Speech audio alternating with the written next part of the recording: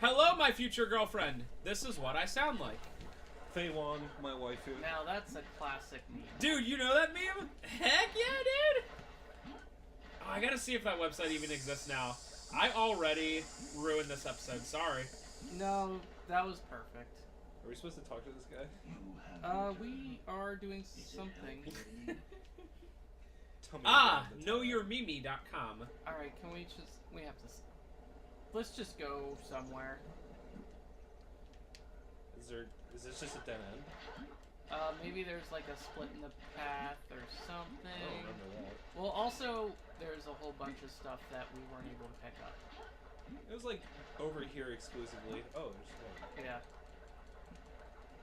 So we can start this part off right, and Oh, yeah, that might actually be it. Oh yeah, and Okay, yeah. I am a Shining Man now. Yeah. Dude, that is crazy.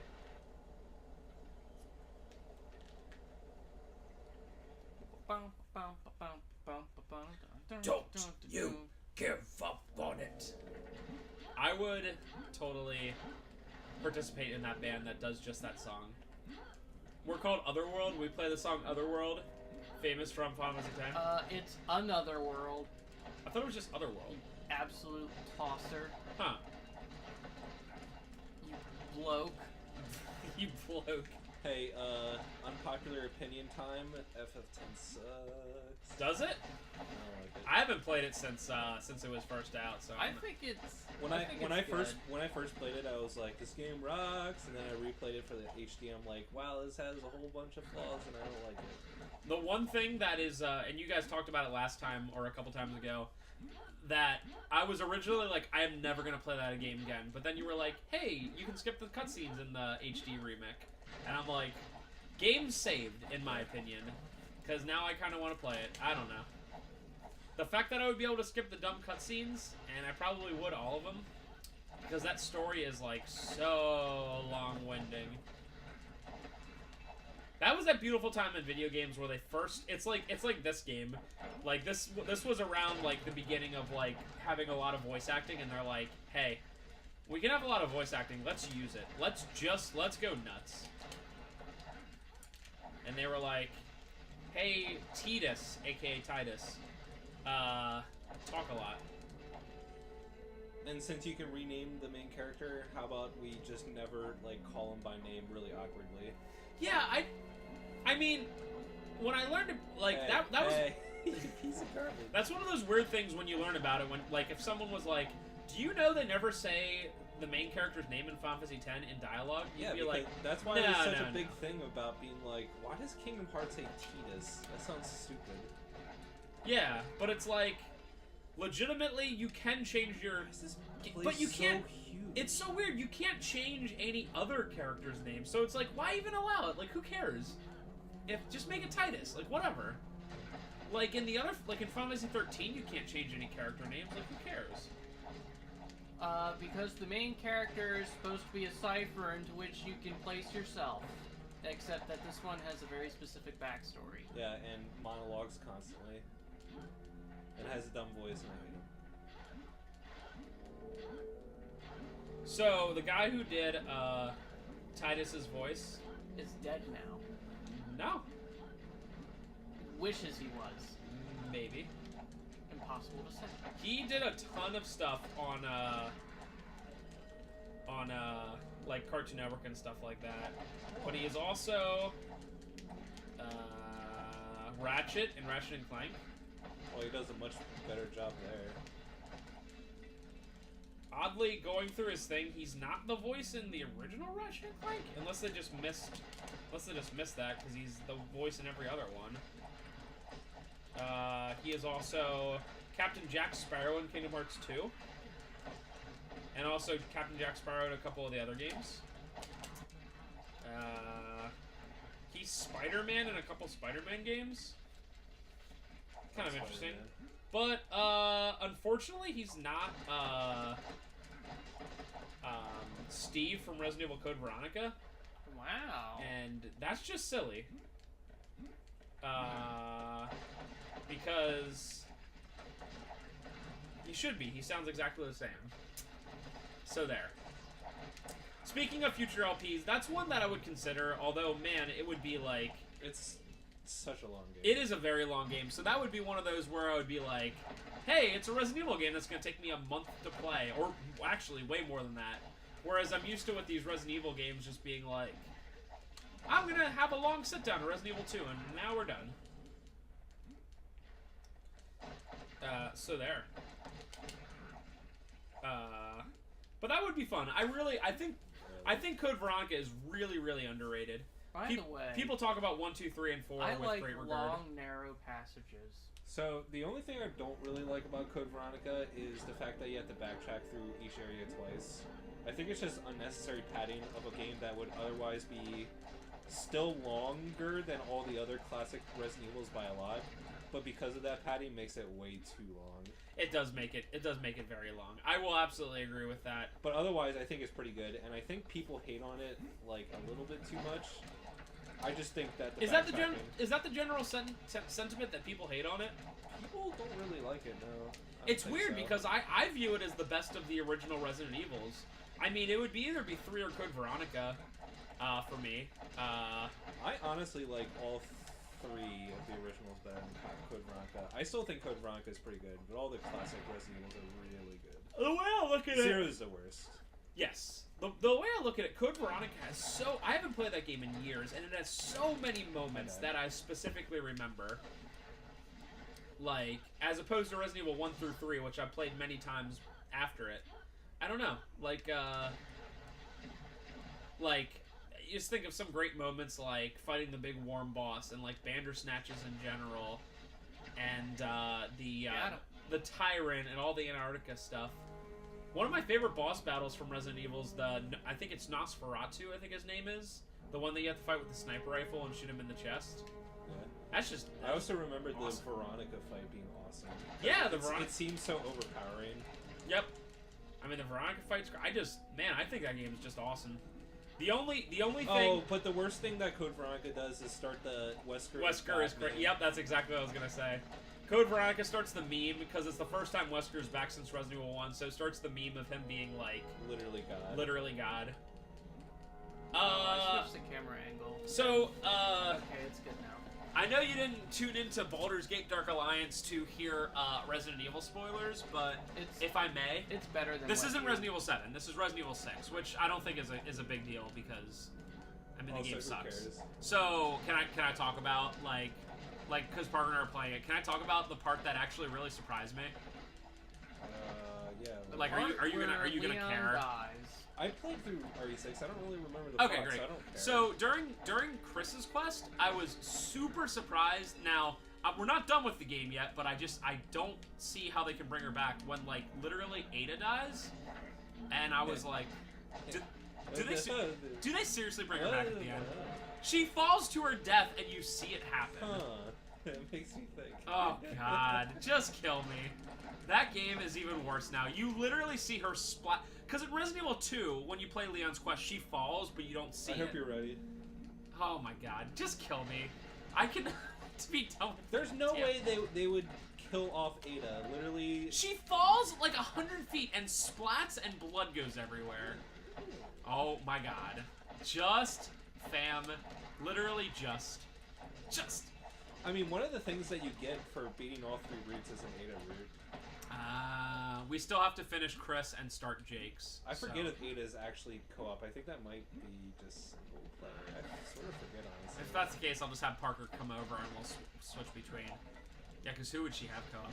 Anyway, so Resident Evil 6 is, like, really bad. But, like, I would contend that it is actually technically one of the worst games ever made. I don't think so. Mercenaries in RE6 is really fun. I think the game mechanically is not bad as long as the decisions, like...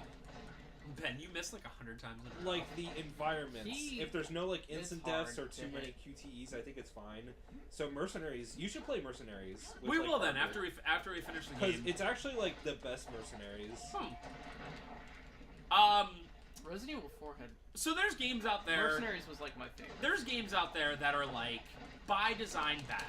like they were made quickly, or they were made with not a lot of money, or like they were just like a shameless cash in. But if we're talking games that had like a good budget, you know, competent people working on it, like I can't think of a bigger cluster than Resident Evil 6. Like every single thing about it is like so lame. We need to get potions. Like Trevor's right. The game itself. I died. Did I? The game itself is not like technically bad. Like it's okay, but everything. Yeah, I did. Everything about it is so ridiculously lame.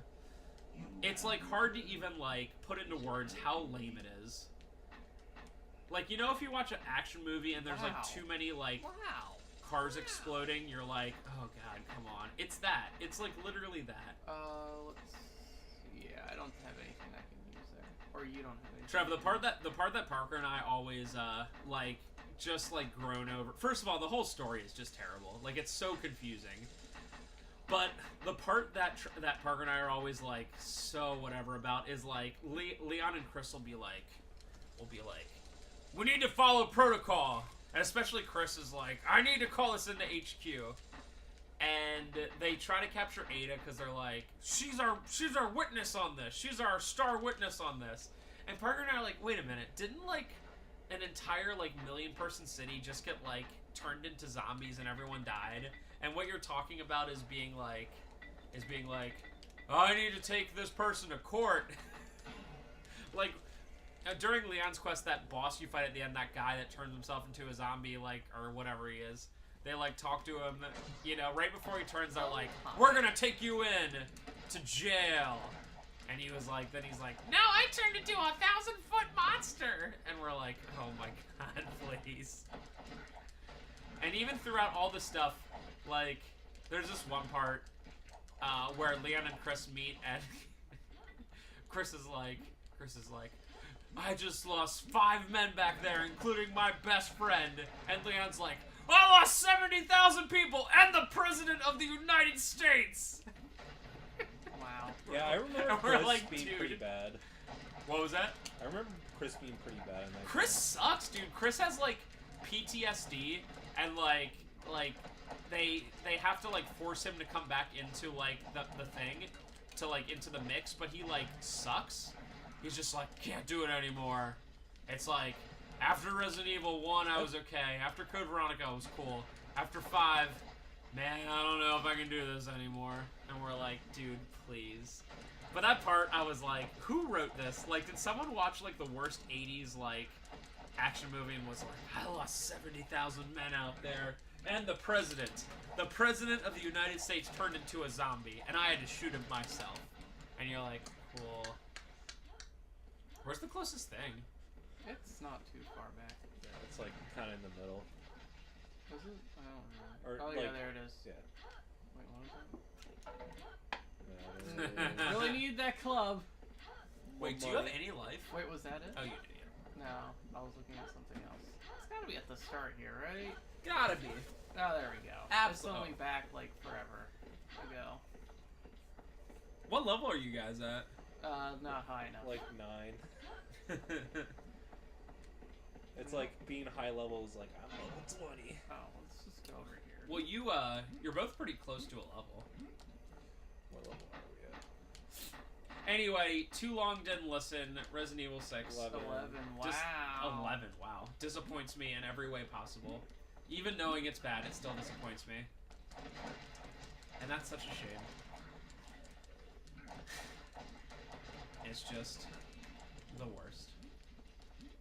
Question of the part, for anyone out there, what's the most disappointing game you ever played? Like, I guess part of disappointment has to be being hyped for something. Like, you can't just pick up a random game and, like, be really disappointed. So, Ben, do you have one? Yeah, it was Star Fox Adventures. Ooh, that's actually a good choice. That was like the first game I ever pre-ordered, with my own money. And it, you know, it Looking back on it, you probably haven't played it in a while. Is it as bad as like It is. you just remember? So generic. Oh, is it? Yeah. I don't know if it was just one of the. You know, how It's like sometimes a- people hate stuff just to hate it. I don't No, know if it's it was one of those it's things. a literally decent, a like Zelda-like. Yeah, it's like a kinda poor game, man's but Zelda. yeah, but a decent Zelda just doesn't cut it. And like the a plot, decent Zelda-like. the A decent plot Zelda and is stuff fair. just does not exist. Like it's just so generic. It's stupid. Save the dinosaur planet from the reptiles. There's the plot. There you go. I didn't know if it was one of those things where like people went back over the last couple years and are like, we kind of just hated it just because it wasn't Star Fox. You know how? By the way, we mentioned this before, Ben. People back in the day hated Wind Waker. Yeah. Mr. I know you guys out there in YouTube land. I never hated Wind Waker. I know that none of us in this room did, but I Nope, absolutely guarantee I absolutely guarantee a ton of people hated it back then, and now everyone loves it. Like Yeah, literally no one says they don't like it. We were all on Game Facts. We saw it. We saw it. People were like, "Oh, it looks stupid." This is the dumbest. It looks. Wow. It looks like. I didn't know if that was one of those things like Wind Waker where people were like, you know, this game's not so bad. But It's I guess like, how did I die so fast? It's like, I can shoot aliens in Halo, or I could play a child's game for children. And Ben, did you choose the child's game for children? I did. Oh, there's one because right there. Good. We didn't. Oh, that is way closer. I think Wind Waker was one of the first games that me and Spencer ever pre-ordered because we definitely got the collector's disc or whatever for it. Oh, with the Legend of Zelda, Ocarina of Time and Master Quest. Yeah. So speaking of that, Ben, The sickest pre-order bonus of all time. I've talked to Trevor about this before, but I'm curious if you know. So, there's a couple of those different, like, Zelda discs. There's that Master Quest / Ocarina of Time one, Yeah. which I think eventually they just, I don't know if they sold it separately, but enough copies got out there that, like, it just became I a don't thing. think it was ever sold separately. There's also Zelda, the collection, the one that has 1, Yeah. 2, Ocarina and Majora's Mask, right? Yeah, So what that one you got for, it was like for a pretty Was that long time. Twilight Princess, No. or- When you bought a cube, like a certain like cube, it was just a standard silver cube. It came with that.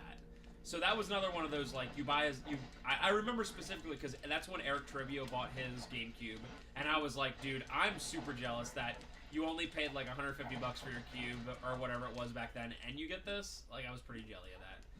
So there's that. But did you know that later on in the cube's life, and I'm pretty sure, Trevor, correct me if I'm wrong, if it was I think it was a pack-in, there were 2 different versions of different Zelda pack-in games. The one is Zelda. Which one's the one you have, Trevor? I have the Wind Waker and Ocarina of Time pack. So there's one it's Wind Waker and Ocarina of Time, right? So it's a 2-disc thing in one set, and the box art's really cool. Like half of it, I think it's vertically.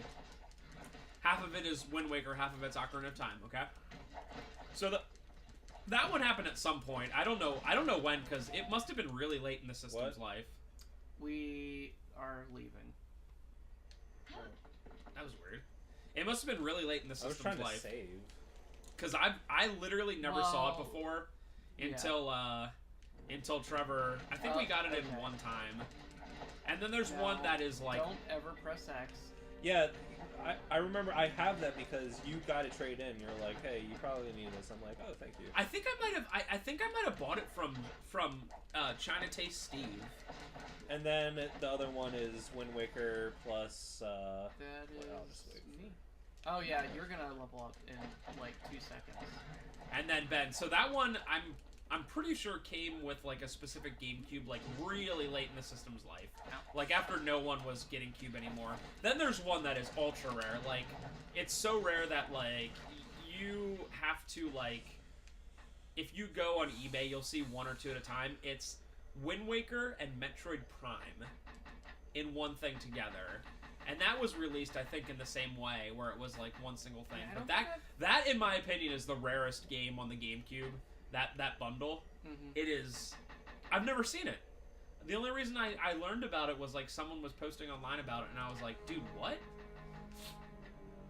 And it's literally like if you got the box art right, you could literally take any other GameCube game that was a 2-disc one. And then put a copy of Metroid Prime and a copy of Wind Waker in there, and you'd be fine. But the problem is, finding the box is the hardest part. Here's another one for any of you GameCube people out in YouTube land. I didn't know. Wow, does that do? What? Didn't it just do 3? Yeah. Double now. Nice. Super good. Here's another one that I actually didn't know until about a week ago when someone asked for it. and Trevor didn't know about it either. Yeah, It's called. I literally bought it the 5 minutes after Spencer mentioned it. It's called Resident Evil. Do you remember what it's called? Pure Evil. Pure Evil. Yeah. Okay, Ben. Yeah, I haven't. You haven't heard of that. It's Resident Evil 1, the remake, and Resident Evil 0 in one package together. Yeah. So and the only thing it's it is super cheap. It's just a literal cardboard box. Doesn't come with anything, like not a manual, not a thing, and it houses 2 of the greatest hits versions of it, and that's it. It's like super like and underwhelming. so the thing is, and what you only bought the cardboard box, right, Trev? Yeah. All it is a cardboard box that you put a copy of Greatest Hits Resident Evil 1 and 0 in. So Yeah. like it's not like the thing that makes that Zelda / Metroid Prime one so tough is it has a very specific SKU on it, right? It says not for resale and it has a specific UPC. So you can't just be like, oh, let me just do this. But with that, you can literally take any version, Greatest Hits version of Resident Evil 1 and 0, and then put it in this little like I said, cardboard box, and Yeah. then it's the Pure Evil. Yeah, version. I got it in the mail a couple days ago, and when I opened it, I was like, what is this? This feels like nothing. And I opened it, and I'm like, oh yeah, I paid $25 for a piece of cardboard. That is pure evil. But it is pretty. Like I was pretty like when I was like, what's Resident Evil Pure Evil? And I looked it up, and I was like, what? How out of all the years we've had CIB and all like the specific research I've done, have I not heard of this? But like the weird thing about it is that if you looked it up on a rarity guide, like it might not be listed on a lot of stuff because it's like it's not technically a new game, you know. Trev, is there nowadays like a #1 rarest GameCube like standard release? Easily it's Pokemon Box Complete. And does Pokemon Box look like a normal game? Like The game itself looks pretty normal. It has Groudon and Kyogre from Ruby and Sapphire. Oh, in it. is that the stupid thing where like? It's so rare because you can only get it from mail order. back in the Really? day. that's always the case. I have the game itself. I think that's another one that Spencer like got randomly one day, and he's like, "Oh, Isn't that just like? Isn't it a little generous to call it a game? Yeah, it's literally just like inventory, like box management software, and like it gave you like one exclusive Pokemon that you can import to like Ruby, Sapphire, Emerald, and So that's this literally was it. this was Nintendo overreaching wildly with experimenting in what they can actually call a game. But what does it come with something else like besides just the It's game? a box similar to like Mario Party 6 or 7, where it's like a cardboard box, and it comes with a just a Mine. generic GameCube to Game Boy Advance adapter thing. Got it. So if you don't count that one, is it that Gotcha Force game? Yeah, probably. It always ends up being that way where it's like a weird game where it's like Gotcha Force based on some kids anime. I like how I literally just bought like a really good set of armor, like one of the best set of armors in the entire game. And it's like, oh, you still die as easily as you ever died. Level scaling, son. Also, I need to buy potions. This game is fun. See, the thing is, when we're not doing it for LPs, I always enjoyed like the grindy part of it. Oh my God, there's so many words. Can you guard me while I rest? Masterwork Club. Wow. Masterwork Battle Axe. Benin is 6 to 48. I still good on rejuvenation potions. Ben, why do you have so much money? Because he buys nothing.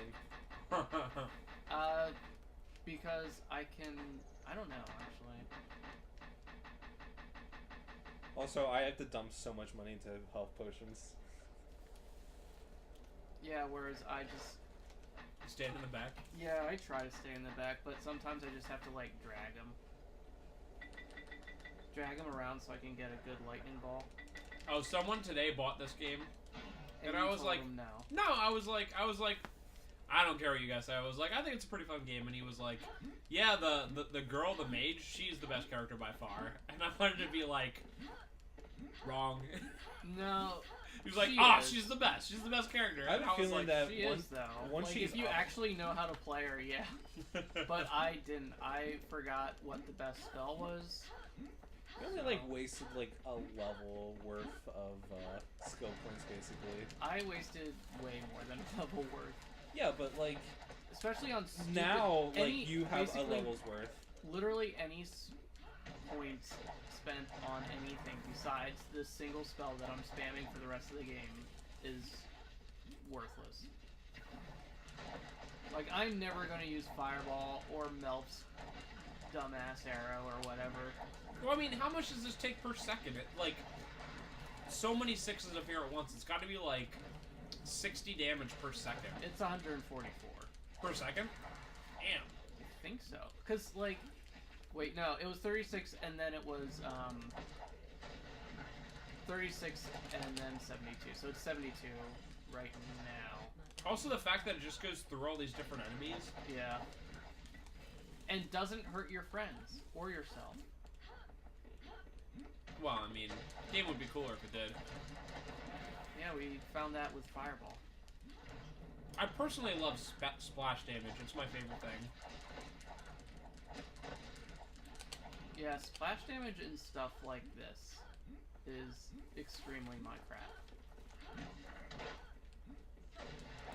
I mean, that is a fatal flaw in any game that's like a beat 'em up. It's like Battletoads. Battletoads sucks. Do you know why Battletoads sucks? It's because you can hurt each other. I mean, that's a major reason. It's not the only reason. Like, who creates a beat 'em up game where you can hurt each other? Like, what is the point? The point is to ensure that You never beat us, so you never. That it becomes a meme 25 years later. I already can't pick stuff up. But You know, that's we- just because I have so many potions.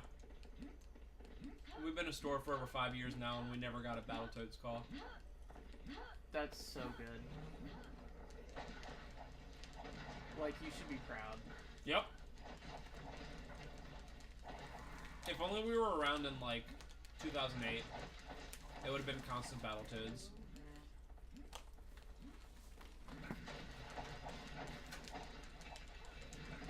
I thought the Battletoads thing was actually later than that. No, I think it was about then. I thought it was actually around when the store opened that it was a thing.